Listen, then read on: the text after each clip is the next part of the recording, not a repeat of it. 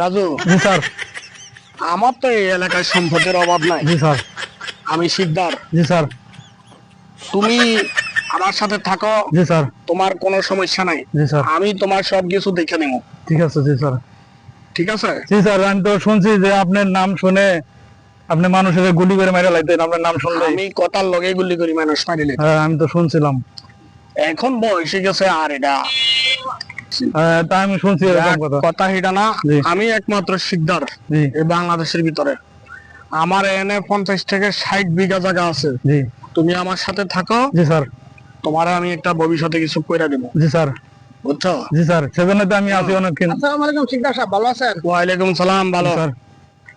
ওই তাহলে জি তুমি স্যার। আমার কাছে থাকো, আমার ব্যবসা বাণিজ্য দেখো, জি স্যার। কোনো সমস্যা নাই। জি স্যার। ঠিক আছে, ভালোভাবে থাকো। স্যার, ওই যে গাড়ি দাঁড়ায় আছে, তাহলে চলেন গাড়িতে যাই। আচ্ছা, চলো গাড়িতে যাই।